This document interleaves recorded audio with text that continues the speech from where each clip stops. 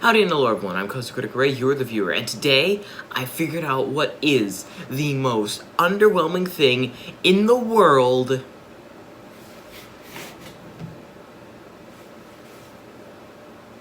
Yeah, this was pretty underwhelming. Roller coaster trailers. They're the exact definition of, wow, this is not what I expected, and I hate it. You're seriously telling me that Knott's isn't getting a 350-foot tall, 1,000-foot long Giga Coaster? Come on, that's so underwhelming. Now, any coaster enthusiast knows where I'm going to go when it comes to coaster trailers. The one, the only, the Shed. Mystic Timbers' The Shed was a very, very good marketing ploy by Cedar Fair, but when everyone came to see the Shed and rode Mystic Timbers, everyone was very underwhelmed. Cause I'm like, you gotta realize the build up to this moment. It's a new Gci Kings Island. At this point, everyone wanted Kings Island to get a Giga, and they were getting just a plain old Gci. Come on, there had to be something special about this one. Something that would have made this just a little bit more spicy. But nothing came out until Cedar Fair said that they would be putting a shed in. Yes, a shed. And it wouldn't just be a normal shed. This shed would be special.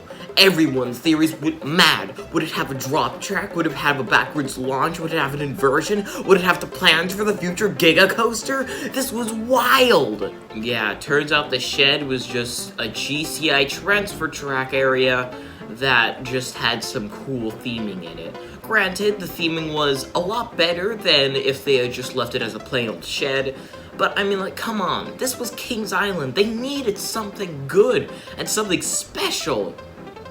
So Cedar Fair gave them a hypercoaster with a very good growth spurt. As soon as that announcement came out, all coaster enthusiasts around the world were watching that announcement, and when they saw the height, they all let out a consecutive meh. Like, the height was good. It wasn't too small, but everyone was expecting this to be the new Fury 325. It was going in the place of the terrible Firehawk, or terrible from what I hear. So, I'm like, come on, they had to get something good. This could remove one more bad coaster from Kings Island's list. But it just didn't live up to the hype. Everyone wanted Kings Island to be the next park to get a good Giga Coaster, and they never did. People, well, it spawned a lot of controversy. There was one side. They were saying, this is 100% a Giga Coaster. You cannot unclaim that. The drop is 300 feet. That immediately makes it a Giga. There are people on the other side who were like, no, this is not a Giga. Kings Island, Cedar Fair, you could do better than this. You could have at least given us 310 feet. You could have at least made us 5 feet taller than Millennium Forceless. And then there are people in the middle, like me, who were just like, okay, it's like that, but at least you don't have to deal with a 150 height requirement given by the California Coastal Commission. Oh yeah, boo-hoo, your Giga Coaster was 287 feet tall instead of 300 feet tall. Yeah, oh, so freaking sad. There's some people out there who don't even get to ride coasters every single day like you spoiled doozy, so you better freaking suck it up. And then there are some smaller cases that still kind of hit us hard. Like, for example, King's Dominion. Oh, this park is just so freaking depressing. It got Intimidator 305, one of the best coasters in the world! And then it got Planet Snoopy expansions. And an RMC, that's pretty good. Then it removed its best coaster. And then they got a 4D free spin. This right here is what we call the death of a park. King's Dominion has been fighting against Busch Gardens Williamsburg for a long while now. They're one of the most well-known park rivalries, up there with Magic Mountain and Cedar Point. Yeah, King's Dominion and Busch Gardens Williamsburg have been fighting for a really long time. One gets a hypercoaster, the other one's like, haha, joke's on you, we're gonna get a Giga Coaster, and the other one's like, haha, joke's on you, we're going to constantly expand as you slowly die, because Cedar Fair realized that the Giga Coaster that you just got is freaking terrible for the GP. Ha! Take that, King's Dominion. All I'm gonna say is, you know a park's dying when it starts trying to compete with Six Flags America. well known for being one of the worst Six Flags parks down there with La Ronde. Some other types of announcements are the clone announcements. For example, a park I go to a lot, Six Flags Magic Mountain, was slated to get a RMC Raptor. Everyone was like, oh, an RMC Raptor, what could this be? And then plans came out and it turned out to be a near clone of Jersey Devil at Six Flags Great Adventure. Yeah, these kind of announcements are the ones that just make people sad.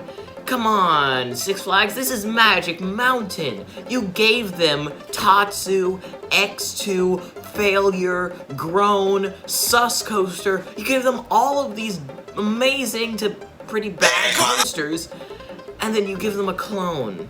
I mean, like, come on. The only clone the park had before this time that was actually notable was Batman the Ride. And I mean, like, I think we all knew that they'd get Batman the Ride a clone. Because, I mean, like, come on. We all know Six Flags loves their Batman clones. But you could have given us, like, just an RMC Raptor that was like Jersey Devil, but better. But instead, you're just like, why not? We'll just give him a clone. I'm like, yeah, it is better for parts' sake and planning, so that way you don't have to spend as much money with RMC doing all the planning and construction and stuff because it's an entirely new coaster. It's better to make it a clone, but it's Magic Mountain. You can surely go out for that little extra length just to make it like that.